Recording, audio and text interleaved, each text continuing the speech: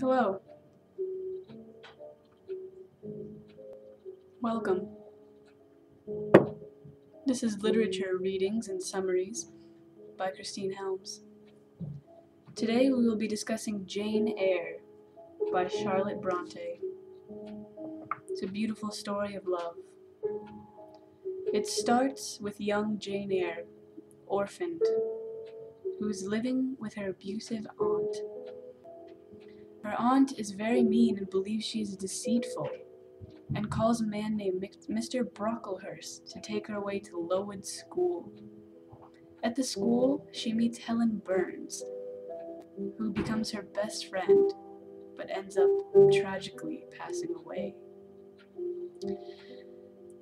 Jane decides to stay at Lowood as a student and later on a teacher. Then she sets out an ad as a governess and is accepted by Miss Fairfax. Jane goes to the residence of Thornfield, where she becomes friends with Miss Fairfax, who's the housekeeper and a governess to Adele, the young French child there.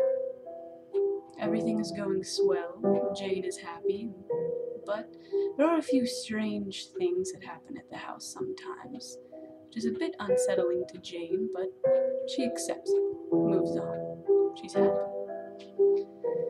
Mr. Rochester, who is the owner of the house of Thornfield, meets Jane and finds her intriguing, especially her drawings. Things go well and they're friends, but the strange things keep happening at the house. It's a mystery.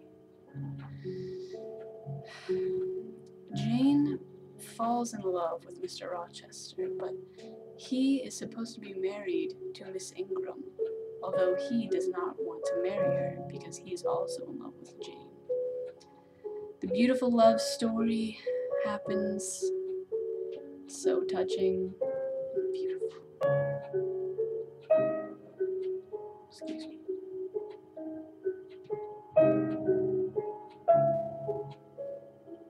But there's a twist!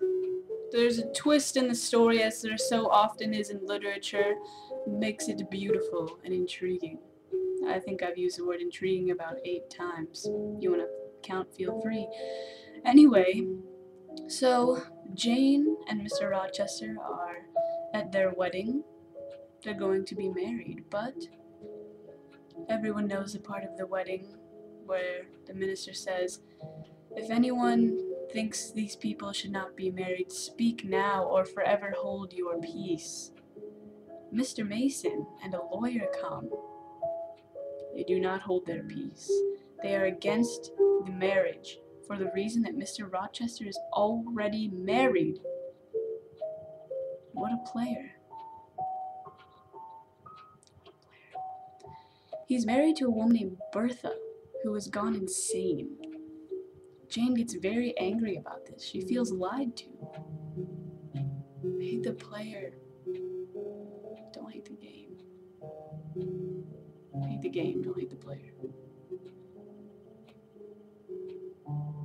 What?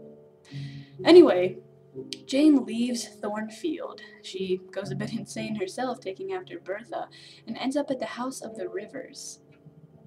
St. John Rivers is a very nice but shy man, and ends up having somewhat of a connection with Jane. He proposes to her and asks her to accompany him to India for duty, not love. Initially, Jane accepts going to India, not the proposal, but later on she decides that her heart is with Mr. Rochester, and she just can't do it. She just can't do it. She can't. So she returns to Thornfield and finds it in ruins. Absolute ruins. She learns that there was a fire caused by Bertha, who then committed suicide. And Mr. Rochester has lost a hand and has gone blind. He's scared that Jane won't love him because he's just messed up. Who could love him? Jane could.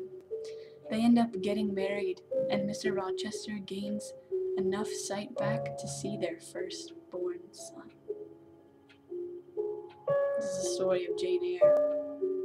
You should already know the story because you should have read the book. You should have read the book. Or at least watch the movie.